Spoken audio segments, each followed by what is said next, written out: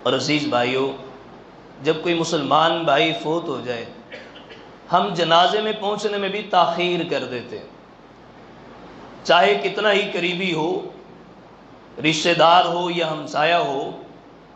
ہماری مصروفیات ایسی ہیں کہ ہم چھوڑنے کا نام نہیں لیتے، اور جنازے میں بھی اتنی تاخیر سے پہنچتے ہیں کہ 1-2 تکبیرات ہو چکی ہوتی ہیں، اور پھر پورے شہر میں مختلف علماء سے پوچھتے پھرتے ہیں کہ جنازے میں اگر میں تاخیر سے پہنچوں، 2-3 تکبیرات رہ جائیں تو میرے لیے کیا حکم ہے، میں نماز جنازہ کس طرح ادا کروں گا۔ عزیز بھائیوں، پوری کائنات کے سردار، نبیوں کے امام جناب محمد رسول اللہ صلی اللہ علیہ وآلہ وسلم سے بڑھ کر اللہ کی زمین پر کسی کی مصروفیت نہیں تھی۔ پوری کائنات کے کونے کونے تک اور پوری روئے زمین پر تمام انسانوں تک اللہ کے پیغام کو پہنچانا اور اسلام کا نور پوری کائنات میں پہنچانا، یہ نبی رحمت صلی اللہ علیہ وآلہ وسلم کی ذمہ داری تھی۔ باوجود اس کے میں نے آج تک کوئی حدیث ایسی نہیں پڑھی کہ رسول اللہ صلی اللہ علیہ وآلہ وسلم کو کسی بیمار کی خبر ملی ہو یا کسی کے فوت ہونے کی اطلاع ملی ہو اور نبی رحمت صلی اللہ علیہ وآلہ وسلم فوراً نہ پہنچے ہوں۔ میں نے آج تک کسی حدیث میں نہیں پڑھا۔ یہودی بچہ بیمار ہو جائے اور نزع کے عالم میں ہو، نبی رحمت صلی اللہ علیہ وآلہ وسلم ساری مصروفیات ترک کر کے اس کو جہنم کی آگ سے بچانے کے لیے اس کے قریب پہنچ جائیں، اس کو وعظ و نصیحت کریں اور اس کو تبلیغ کریں۔ وہ جاتے ہوئے کلمہ طیبہ پڑھ لے، نبی کی آنکھوں سے آنسو نکلیں اور آسمان کی طرف چہرہ اٹھا کے کہیں، یا اللہ تیرا شکر ہے کہ آج میری وجہ سے تیرا ایک بندہ اور جہنم سے بری ہو گیا۔ یہ سنت ہے رسول اللہ صلی اللہ علیہ وآلہ وسلم کی۔ لوگوں کو کفر کے فتوے لگا کر اسلام سے خارج کرنا بہت آسان ہے، لیکن دل میں ایک وسیع جذبہ پیدا کرنا کہ ہر بندہ اللہ کے غضب اور غصے سے بچ جائے، اللہ کی پکڑ سے بچ جائے، ہر کوئی جو گمراہی کے رستے پہ چل رہے ہدایت کو قبول کر کے جنت کا راہی بن جائے، یہ جناب محمد رسول اللہ صلی اللہ علیہ وآلہ وسلم کا پیارا مشن ہے، اور یہ اللہ کے نبی کی پیاری سنت ہے۔ آج ابو سلمہ رضی اللہ تعالیٰ عنہ فوت ہوئے۔ اب اس حدیث کو میں بیان کر رہا ہوں، آپ اس حدیث کو سننے کے بعد اندازہ لگا سکتے ہیں کہ اللہ کے نبی کتنی جلدی پہنچے ہوں گے۔ جیسے ہی اطلاع ملی ویسے ہی رسول اللہ صلی اللہ علیہ وآلہ وسلم ابو سلمہ رضی اللہ تعالیٰ عنہ کے گھر میں پہنچ گئے، اور سب سے پہلے جو رسول اللہ صلی اللہ علیہ وآلہ وسلم نے پہلا کام کیا، جا کر دیکھا ابو سلمہ رضی اللہ تعالیٰ عنہ کی آنکھیں کھلی ہوئی ہیں، روح پرواز کر گئی۔ صحیح مسلم کی روایت پڑھ رہا ہوں، لیکن آنکھیں کھلی ہوئی ہیں۔ تو اللہ کے نبی نے پہلے فرمایا، ان الروح اذا قبض تبعه البصر۔ اللہ کے نبی نے سب سے پہلے ابو سلمہ رضی اللہ تعالیٰ عنہ کی آنکھیں بند کر دیں، اور ساتھ یہ فرمایا، کہا ان الروح اذا قبض، جب روح قبض کی جاتی ہے، تبعه البصر، آنکھیں اس کا پیچھا کرتی ہیں۔ سب سے پہلے جب کسی کی روح پرواز کر جائے اس کی آنکھیں بند کر دیا کرو۔ اہل بیت جو ہیں، ابو سلمہ رضی اللہ تعالیٰ عنہ کے اہل خانہ، ان کے رونے کی آواز بلند ہو گئی۔ روح کا پیچھا کرتی ہیں آنکھیں، کیسی حسرت ہوگی ان آنکھوں کے دیکھنے میں، اس نگاہ میں کیسے کیسے پیغامات ہوں گے اور کیسی کیسی آرزویں، خواہشات اور تمنائیں ہوں گی۔ ساری زندگی بھر کی غفلتوں کی ایک لمحے میں فلم ان آنکھوں کے سامنے چل جاتی ہے۔ میں نے کب اللہ کی بغاوت کی، میں نے کب نماز چھوڑی، کس محفل میں، کس مجلس میں میں نے غیبت کی، چغلی کی۔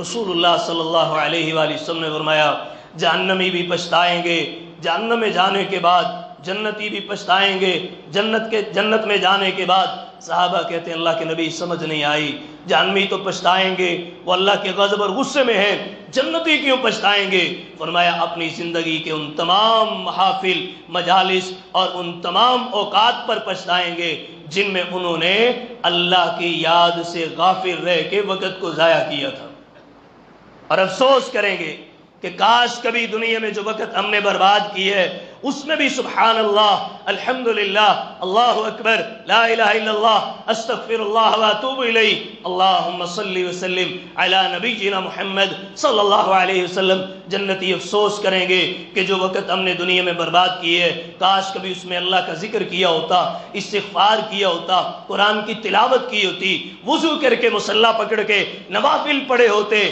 یا سید الانبیاء جناب محمد رسول اللہ صلی اللہ علیہ وآلہ وسلم پہ درود و سلام پڑھا ہوتا، آج جنت میں ہمارا یہ مقام نہ ہوتا، ہم اس سے اوپر والے درجے میں ہوتے۔ زندگی کا سفر صرف ایک موقع ہے، آپ کے لیے، میرے لیے، ہماری نسلوں کے لیے، پوری کائنات کے لیے، ہمیشہ رہنے کے لیے۔ اللہ کی زمین پر نہ کوئی آیا ہے نہ کسی نے آنا ہے۔ دنیا میں 8ویں 9ویں 10ویں FA BA MA PhD LLB فیل ہو گئے کوئی بات نہیں، تیاری کر لیں، آپ سپلی کا امتحان دے لیں پھر فیل ہو گئے کوئی بات نہیں۔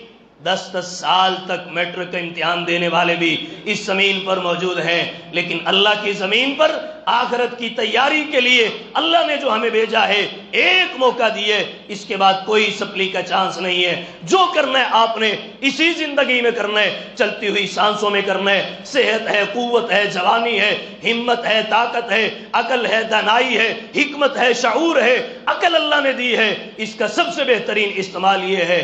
سید الانبیاء جناب محمد رسول اللہ صلی اللہ علیہ وآلہ وسلم سے پوچھا گیا اللہ کے نبی عقل مند انسان کون ہے؟ فرمایا اللہ کی زمین پر عقل مند انسان وہ ہے جو ہمیشہ اپنی موت کو یاد رکھے اور آخرت کی زندگی کے لیے تیاری کرے۔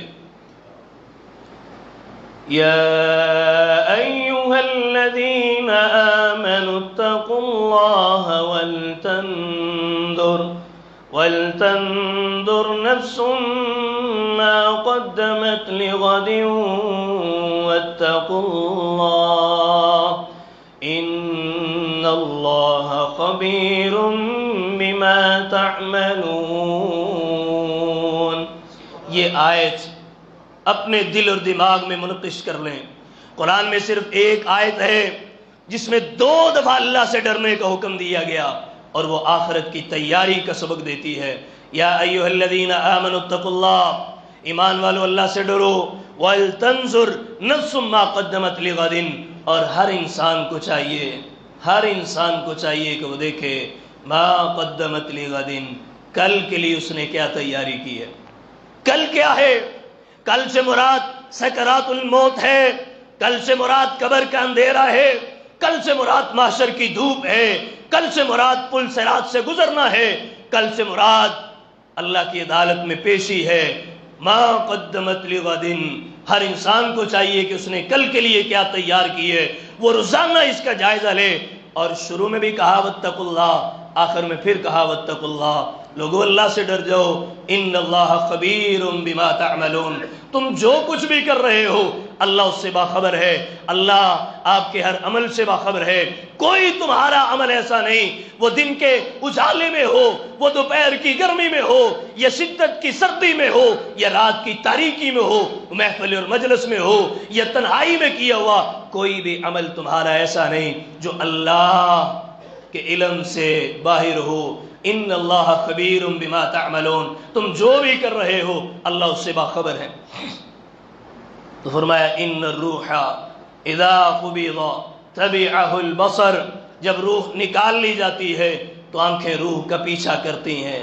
اب ان آنکھوں کا روح کا پیچھا کرنا، نہ جانے اس پیچھا کرنے میں کیا کیا حسرتیں ہیں، کیا کیا ندامتیں ہیں، کیا کیا خواہشات ہیں، کاش کبھی میں ایسے کر لیتا، کاش کبھی میں یہ بھی کر لیتا۔ لیکن جب اذا جاء اجلهم لا يستأخرون ساعة ولا يستقدمون، جب کسی کی موت کا وقت آتا ہے ایک لمحہ تاخیر نہیں ہوتی، ایک لمحہ نہ آگے نہ پیچھے، عین مقررہ وقت پر روح قبض کر لی جاتی ہے۔ وَأَنفِقُوا مِمَّا رَزَقْنَاكُم مِّن قَبْلِ أَن يَأْتِيَ يَوْمٌ لَا بَيْعٌ فِيهِ وَلَا خُلَّةٌ وَلَا شَفَاعَةٌ۔ اللہ کہتے ہیں میرے رستے میں میرا دیا ہوا مال خرچ کرتے رہو، اس سے پہلے کہ تم میں سے کسی کی موت کا وقت آئے۔ قیامت کے دن پھر خرید و فروخت تجارت تو نہیں چلتی، وہاں تو صرف نیک اعمال کام آئیں گے۔ وَأَنفِقُوا مِمَّا رَزَقْنَاكُمْ مِن قَبْلِ أَن يَأْتِيَ أَحَدَكُمُ الْمَوْتُ، اللہ کے راستے میں اللہ کے دیا ہوا مال خرچ کرو اس سے پہلے کہ تم میں سے کسی کو موت آئے۔ اور فَيَقُولَ رَبِّ لَوْلَا أَخَّرْتَنِي إِلَىٰ أَجَلٍ قَرِيبٍ، اور مرنے والا پھر کہے کہ یا اللہ مجھے تھوڑی دیر کے لیے اور مہلت دی جائے۔ فَيَقُولَ رَبِّ، جب کسی کی روح نکالنی شروع کی جاتی ہے تو ہر مرنے والے کی حسرت ہوتی ہے، وہ کہہ رہا ہوتا ہے لیکن سننے والا کوئی نہیں سنتا۔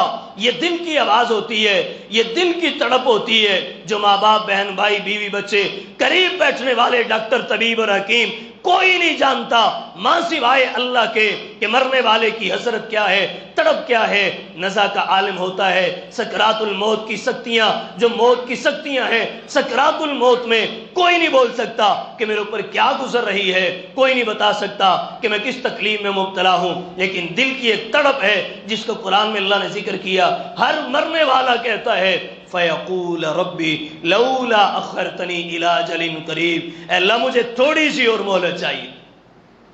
40 سال کی عمر میں روح قبض ہو رہی ہے، وہ بھی کہہ رہے 60 سال میں روح قبض ہو رہی ہے، وہ بھی کہہ رہے 80 سال میں، 100 سال دنیا میں زندگی بسر کی، اللہ کی طرف رجوع نہیں کیا، 100 سال کھیل تماشوں میں اور دنیا کی رنگینیوں میں مگر رہنے والا بھی جب روح قبض ہوگی تو کہے گا اخرتنی الی اجل قریب، تھوڑی سی اور مہلت چاہیے۔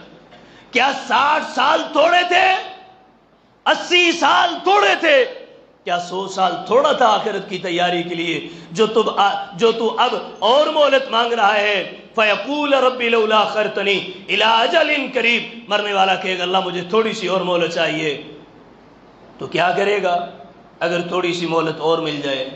فَأَصَّدَّقَ، ہر مرنے والا خواہش کرتا ہے اللہ تھوڑی سی مہلت اور مل جائے تو میں تیرا دیا ہوا جتنا بھی مال ہے وہ سارا تیرے رستے میں خرچ کر دوں۔ اور دوسری حسرت کرے گا وَأَكُن مِّنَ الصَّالِحِينَ، اللہ مجھے تھوڑی سی مہلت دے میں تیرے نیکوکار بندوں میں شامل ہو جاؤں۔ آخرت پر ایمان کی ساری حقیقت ملک الموت کو دیکھنے کے فوراً بعد کھل جائے گی۔ آخرت کا منکر بھی انکار کرے گا کہ آخرت کے صبر کے بارے میں سید الانبیاء نے جو کہا تھا آج اس کی پہلی نظر میں نے دیکھ لی، اس لیے تو ہر مرنے والا کہے گا اللہ مجھے تھوڑی سی اور مہلت دیں میں نیکوکاروں میں شامل ہو جاؤں۔ آج میرے پاس مہلت ہے، آپ کے پاس مہلت ہے، صحت تندرستی ہے، عقل ہے، طاقت ہے، ہمت ہے، قوت ہے، لمبے قیام بھی کر سکتے ہیں، رکوع بھی کر سکتے ہیں، سجدے بھی طویل کر سکتے ہیں، کثرت کے ساتھ قرآن کی تلاوت بھی کر سکتے ہیں۔ پچھلی عمر میں جا کے آخرت کی فکر پیدا ہوئی، قرآن پکڑ لیا، کھول کے پڑھنا شروع کیا، صرف ایک صفحہ پڑھا، ہمت جواب دے گئی، طاقت نہیں، بیماری غلبہ کر گئی، صرف ایک صفحہ پڑھ کے تھک گئے۔ میں آج قرآن پکڑوں، طاقت ہے، صحت ہے، پڑھنا شروع کر دوں، 2-3 سپارے بھی پڑھ لوں تو اللہ کی رحمت سے ہمت جواب نہیں دے گی۔ یہ اتنا قیمتی موقع کیوں ضائع کر رہے ہیں؟ کل کو پچھتائیں گے تو اللہ کی قسم پچھتاوا کام نہیں آئے گا۔ کل کو آپ لمبا سجدہ کرنے کی خواہش کریں گے لیکن ہمت جواب دے دے گی۔ زمین پہ لمبا سجدہ کرنا تو دور کی بات ہے، کرسی پہ بیٹھ کے سجدے کی نیت سے ہلکی سی کمر جھکانا یا اپنی گردن کو جھکانا بھی مشکل ہو جائے گا۔ اس وقت سے ڈریں جب اللہ نے طاقت دی ہے، جوانی دی ہے، شعور دیا ہے، عقل دی ہے، تو یہ کن کاموں میں استعمال کر رہے ہیں؟ عقل اللہ نے دی ہے، اس عقل سے اللہ کو پہچانیں، زندگی کی حقیقت کو سمجھیں، آخرت کی تیاری کے لیے ایک ایک لمحہ اپنے لیے قیمتی بنائیں۔ آج آپ اللہ کی توفیق سے، اللہ کی رحمت سے ہر عمل، ہر نیک عمل کر سکتے ہیں، لمبا طویل قیام رکوع سجدہ اور خشوع خضوع سے ہر عبادت کر سکتے ہیں، لیکن اللہ نہ کرے جب کوئی بیماری غلبہ کر گئی، جب بڑھاپا غلبے میں آ گیا، عمر 80-90 سال سے اوپر چلی گئی، کمر جھک گئی، تب آپ حسرت کریں گے اچھے اور نیک اعمال کرنے کی، تب ملک الموت روز یاد آئیں گے، تب قبر کا اندھیرا روز ستائے گا، تب موت کی سختیاں روز یاد آئیں گی، لیکن سر سے پانی گزر چکا ہوگا، اس وقت پچھتانے کا کوئی فائدہ نہیں۔ العلماء ورثۃ الانبیاء، علماء نبیوں کے وارث ہیں۔ اللہ کے نبی نے جو حدیث بیان کی علماء سناتے ہیں، نبی رحمت صلی اللہ علیہ وآلہ وسلم نے فرمایا قیامت کے دن 7 خوش نصیب لوگ جن کو عرش کا سایہ ملے گا، ان میں ایک نوجوان بھی ہے جس نے جوانی کو اللہ کی عبادت میں صرف کیا، جوانی میں اللہ کی بہت زیادہ عبادت کی۔ یہ جوانی ہے، یہ صحت ہے، یہ قوت ہے، یہ طاقت ہے جس میں ہم سب کچھ کر سکتے ہیں، لیکن نہیں کر رہے۔ نبی رحمت صلی اللہ علیہ وآلہ وسلم کا صحیح فرمان آپ نے بار بار سنا ہوگا۔ اللہ کے نبی نے کہا اللہ کی 2 نعمتیں ایسی ہیں جن کی بہت تھوڑے لوگ قدر کرتے ہیں، ایک فارغ وقت ہے اور ایک صحت تندرستی ہے۔ فارغ وقت میں بھی ہم محفل و مجلسوں میں بیٹھ کے غیبت، چغلیاں، الزام تراشیاں، جھوٹ، یہ سارے گناہوں میں ملوث رہتے ہوئے ساری رات برباد کر دیتے ہیں، سارا دن ضائع کر دیتے ہیں۔ پچھلے مہینوں میں لاک ڈاؤن گزرا، 6 مہینے لاک ڈاؤن رہا، 6 مہینے کاروبار بند تھے، کام نہیں تھا۔ ان 6 مہینوں میں ہم نے اللہ کا قرب کتنا حاصل کیا یہ سوچنا چاہیے۔ ابھی بھی عارضی طور پر لاک ڈاؤن چل رہا ہے، 2 دن کاروبار بند ہے، ہفتہ اور اتوار ان 2 دنوں میں اللہ کو کتنا وقت دیتا ہوں، رکوع اور سجدے کتنے کرتا ہوں، نوافل کتنے پڑھتا ہوں، سپارے روز کتنے پڑھتا ہوں، رسول اللہ صلی اللہ علیہ وسلم پر درود کتنا پڑھتا ہوں، تسبیحات کتنی پڑھتا ہوں اور استغفار کتنا کرتا ہوں۔ اللہ کے نبی کی حدیث سن لیں، 2 نعمتوں کی قدر تھوڑے لوگ کرتے ہیں، صحت اور تندرستی ہے اور فارغ وقت ہے۔ افسوس اس مسلمان پر جس کے پاس صحت بھی ہے، طاقت بھی ہے، تندرستی بھی ہے، فارغ وقت بھی ہے، لیکن فلم دیکھنے میں، گانا سننے میں، عیاشیوں میں، مستیوں میں اور پھر گناہوں میں وقت ضائع برباد کر دے۔ عزیز بھائیو، جب ملک الموت آئے گا اللہ کی قسم مہلت نہیں ملے گی۔ ابھی جو وقت ہے اس کو غنیمت سمجھیں، اسے قیمتی بنائیں۔ روح کا پیچھا کرتی ہیں آنکھیں۔ آپ زندگی ایسی پاکیزہ اور خوبصورت گزاریں کہ جب ملک الموت آئے تو اللہ کی رحمت کے ساتھ، اللہ کے فضل کے ساتھ آپ کو اچھی امید ہو کہ قیامت کے دن میں اللہ کی رحمتوں کا مستحق بنوں گا۔ ابو سلمہ کی آنکھیں بند کر دیں۔ رسول اللہ صلی اللہ علیہ وآلہ وسلم نے جب اہل خانہ رونے لگے، رونے کی آواز بلند ہو گئی، دوسری بات رسول اللہ صلی اللہ علیہ وآلہ وسلم نے جو ارشاد فرمائی وہ یہ تھی، فرمایا لا تدعوا دعاءکم الا بخیر، لا تدعوا علی انفسکم الا بخیر۔ فرمایا ابو سلمہ کے اہل خانہ، اہل بیت، میں تمہیں یہ کہتا ہوں کہ اپنے لیے صرف خیر کے کلمات اپنی زبان سے ادا کرنا، اپنے لیے خیر کے جملے، اچھی بات اپنی زبان سے ادا کرنا۔ کیوں کہ اللہ کے نبی نے فرمایا جب کوئی دنیا سے چلا جاتا ہے، میت کے قریب فرشتے ہوتے ہیں، اہل بیت، اہل خانہ، رشتہ دار، دوست، احباب، جو بھی اپنی زبان سے نکالتے ہیں فرشتے اس پر آمین کہہ دیتے ہیں۔ مطلب یہ تھا کہ جب کوئی مر جائے، فوت ہو جائے، یہ نہیں کہنا ہم لٹ گئے، ہم برباد ہو گئے، ہم ضائع ہو گئے، ہمارا کمانے والا کوئی نہ رہا، ہمارا کیا بنے گا، ہمارا سب کچھ لٹ گیا، سب کچھ برباد ہو گیا۔ فرشتے آمین کہتے ہیں۔ اگر آپ نے کہہ دیا ہمارا سب کچھ برباد ہو گیا، ابھی تو اللہ نے ایک نعمت واپس لی ہے، آپ کا بھائی دنیا سے جا رہے، خامد دنیا سے جا رہے، والد دنیا سے جا رہے، ابھی ایک نعمت اللہ نے واپس لی ہے، لیکن فرشتوں کو آمین کہنے کے لیے صحیح مسلم کی روایت ہے اللہ نازل کرتے ہیں، آپ نے اگر کہہ دیا میرا سب کچھ لٹ گیا، فرشتوں نے آمین کہہ دیا تو یقیناً آپ کا سب کچھ لٹ جائے گا۔ کھانے کے لیے ترسیں گے، ایک ایک نوالے کے لیے تڑپیں گے، کیونکہ بد دعا آپ نے کر دی، آمین فرشتوں نے کہہ دیا تو آپ ساری زندگی پانی کی گھونٹ کو بھی ترسیں گے، کھانے اور پینے کو بھی ترسیں گے، چلتے ہوئے کاروبار فلاپ ہو جاتے ہیں، چلتی ہوئی کمپنیاں دیوالیہ ہو جاتی ہیں، ایک نہیں لاکھوں مثالیں ہیں اللہ کی زمین پر۔ اللہ کے نبی نے حضرت ابو سلمہ کے اہل خانہ کو بلند آواز سے روتے ہوئے دیکھا تو فرمایا لا تدعوا علی انفسکم الا بخیر۔ ابو سلمہ کے اہل خانہ، یہ اللہ کی امانت ہے، اللہ اس کو واپس لے گیا، یہ نہ کہنا ہمارا کیا بنے گا، تمہارا رب وارث ہے، اس کا بھی خالق اللہ ہے، تمہارا بھی خالق اللہ ہے، اس کو بھی روزی اللہ دیتا تھا، آپ کو بھی اللہ ہی کھلائے اور پلائے گا۔ لا تدعوا علی انفسکم الا بخیر، اپنے بارے میں صرف اور صرف خیر کے کلمات کہنا اور میت کو نفع دینے والا پہلا عمل۔ جو تیسرے نمبر پہ رسول اللہ صلی اللہ علیہ وسلم نے ابو سلمہ کے بارے میں ارشاد فرمایا، پہلی دو باتیں یاد ہیں، سب سے پہلے آنکھیں بند کی، دوسرے نمبر پہ اہل خانہ کو کہا آپ نے اونچی بات سے رونا نہیں، صبر کرو اور اپنی زبان سے خیر کے کلمات ادا کرو، تیسرے نمبر پر نبی رحمت صلی اللہ علیہ وآلہ وسلم کی آنکھوں سے آنسو نکل گئے۔ اللہ کے نبی نے آسمان کی طرف چہرہ اٹھایا اور اللہ سے دعا کرنے لگے ابو سلمہ کے لیے رضی اللہ تعالیٰ عنہ، اللہم اغفر لی ابی سلمہ۔ اللہ کے نبی نے کچھ دعائیں دیں ابو سلمہ رضی اللہ تعالیٰ عنہ کو، فرمایا اللہم اغفر لی ابی سلمہ، اے اللہ میں تجھ سے دعا کرتا ہوں ابو سلمہ کو معاف کر دے۔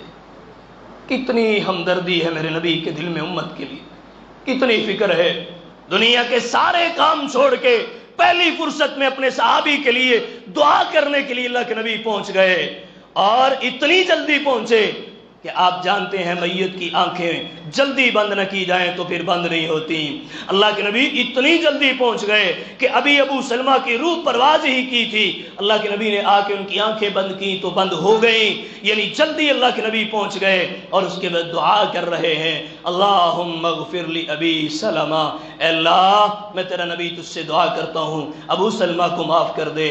اور دوسری دعا کی وارفع درجتہ فی المہدیین، اے اللہ اس کے درجات ہدایت یافتہ لوگوں میں بلند کر دے۔ اے اللہ جتنے ہدایت یافتہ لوگ دنیا سے چلے گئے ان میں ابو سلمہ کا بھی شمار کر دے۔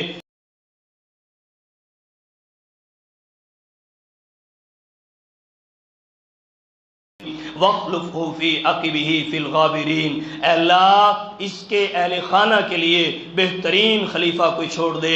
اے اللہ اس کے اہل خانہ اگر اس کے جانے سے پریشان ہے کہ کیا بنے گا، یا اللہ میں تجھ سے دعا کرتا ہوں اس کے اہل خانہ کی تمام ضروریات کو تو پورا کر دینا۔ اے اللہ تو ہی ان کا کفیل اور مددگار بن جا۔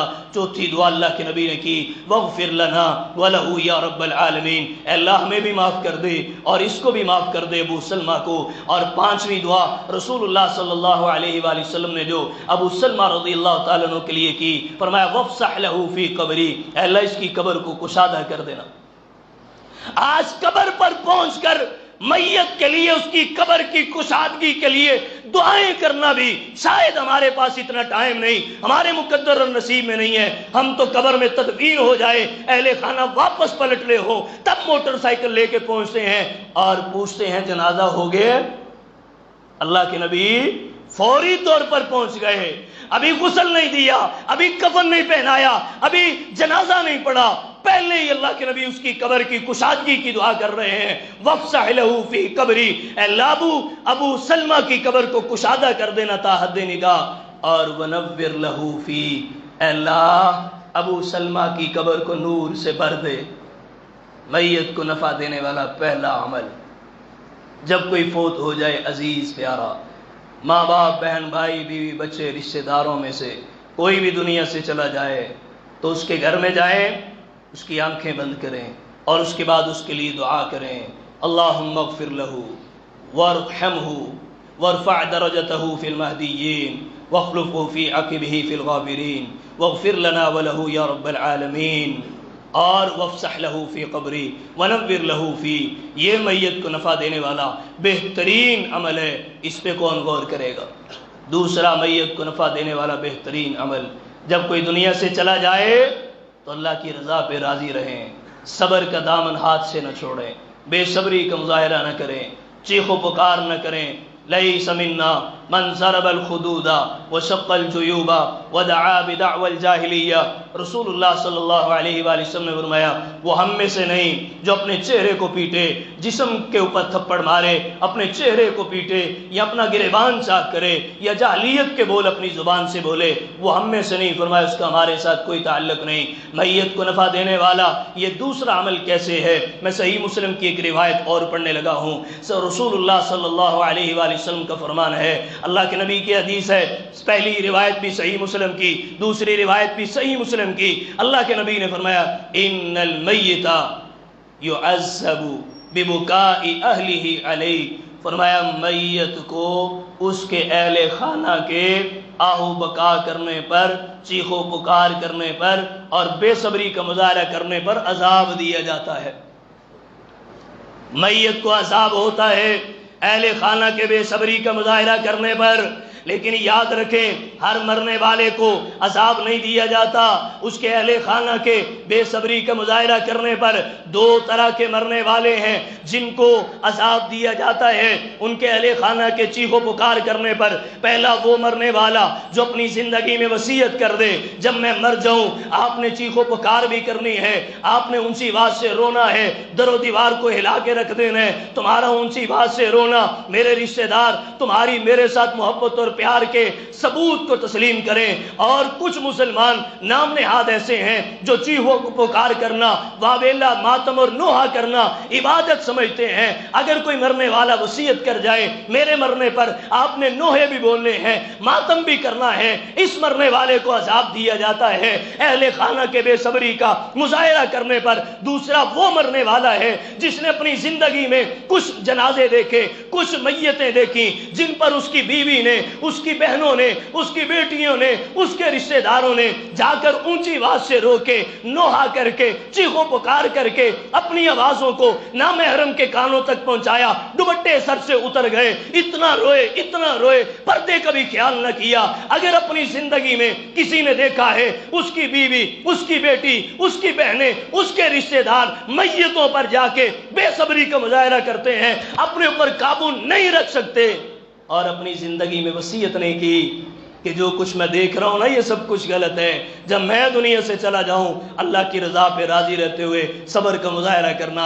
اگر کسی نے مرنے سے پہلے اپنے رشتہ داروں کو، اپنی بیوی بچوں کو وصیت نہیں کی کہ جب میں مر جاؤں تو آپ نے صبر کرنا ہے، ایسے مرنے والے کو بھی اس کے رشتہ داروں کے چیخو پکار اور بے صبری کا مظاہرہ کرنے پر عذاب دیا جاتا ہے۔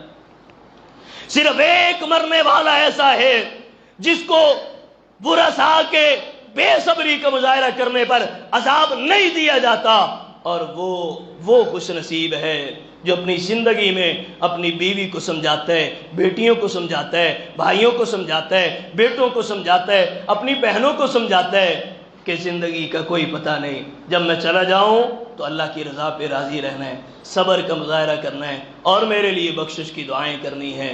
عزیز بھائیو، اللہ سے دعا ہے، وقت ہو چکا ہے، میں نے جو کچھ بھی اتنے سے وقت میں بیان کیا ہے اللہ مجھے سب سے پہلے پھر آپ کو بھی اس پر عمل کی توفیق عطا فرمائے۔ وما علینا الا البلاغ المبین۔